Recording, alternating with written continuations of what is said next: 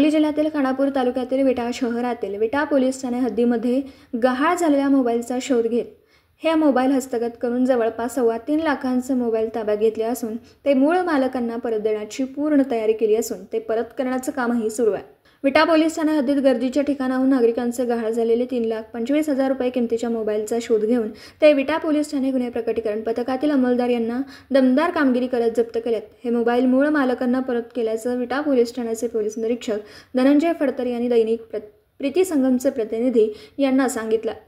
विटा पोलीस ठाणे हद्दीत गर्दीच्या ठिकाणाहून मोबाईल गहाळ झाल्याच्या नोंदी करण्यात आल्या आहेत। गिरीदेव वसंतराव पाटील पंचशील नगर तालुका खानापूर यांनी 23 डिसेंबर 2024 रोजी मोबाईल गहाळ झाल्याची फिर्याद दिली। त्या अनुषंगाने तांत्रिक माहितीच्या आधारे विटा पोलीस ठाणे गुन्हे प्रकटीकरण पथकाने गहाळ झालेल्या मोबाईलबाबत तांत्रिक माहिती प्राप्त करून राज्यातील विविध जिल्ह्यातून 3,25,000 रुपयांचे मोबाईल शोधून काढलेत। ते मूळ मालकांना परत केले। विटा शहर सांगली जिल्ह्यातील व्यापाऱ्यांच्या दृष्टीने महत्त्वाचं केंद्र आहे। त्यामुळे आजूबाजूच्या गावांमधून दररोज नोकरी, शिक्षण तसेच अन्य कामासाठी बाजारामध्ये नागरिक येत असतात।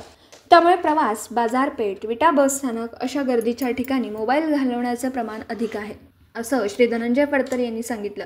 ही कारवाई विटा पोलीस ठाणे गुन्हे प्रकटीकरण पथकातील अंमलदार उत्तम माळी, अमोल पाटील, किरण खाडे, अमोल कराळे, हेमंत तांबेवाघ, महेश देशमुख, महेश संकपाळ, संभाजी सोनवणे, अक्षय जगदाळे, रोहिणी शिंदे, सुभाष देसाई, विवेक साळुंखे यांनी केली आहे।